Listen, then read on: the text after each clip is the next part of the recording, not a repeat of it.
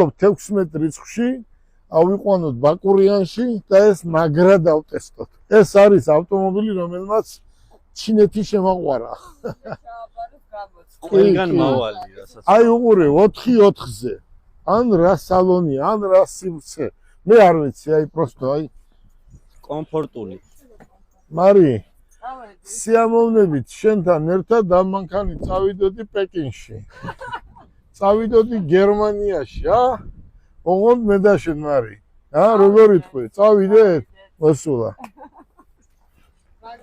ახლა ვიღაცა დაგვიწერს რატო უნდა წახვიდეთ მარტო თქვენო, ხო? და ჩვენ საქმეს, ჩვენ სამი მივდივართ. მე შენ და ავტომობილი. ახლა ვიღაცა დაწერს მარტო რატო მიდიხარ, მე წამიყვანიო და შენ რა მიდიხარ ვიზია.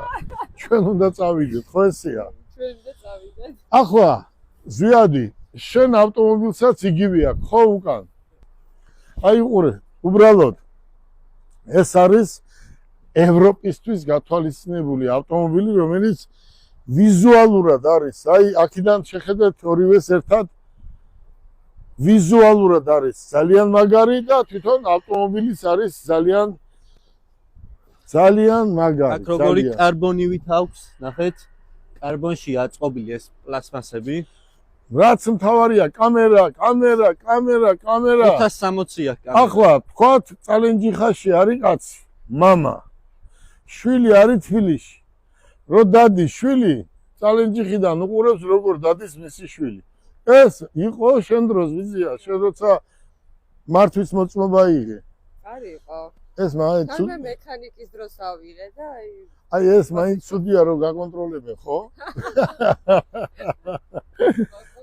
ხო, აქედან გამომდინარე, ჩვენი ავტომობილები არის ძალიან კარგი და კეთილი. მინდა საქართველოს მოსახლეობას თხოვო და უთხრა, რომ მოდით ჩვენს კომპანიაში და თუ ავტომობილის სურვილი გექნება, ჩვენ გვყავს დღეს საქართველოში კი არა, ამიერკავკასიაში ამდენი ავტომობილი ადგილზე არავის არ აყავს.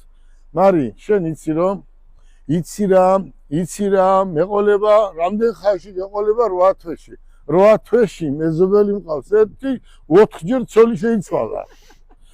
ერთმა კიდე 65 წლისაა. ცოლი მოიყვანა, ბავშვი გაუჩნდა, მაგრამ პრობლემა რა არის იცი? ბავშვი დაემსგავსა სხვას. მეზობელს დაემსგავსა.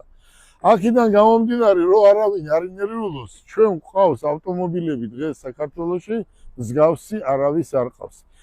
მოვიყვან კი არა. უყურე როგორ არის, რასაც იტყვი ის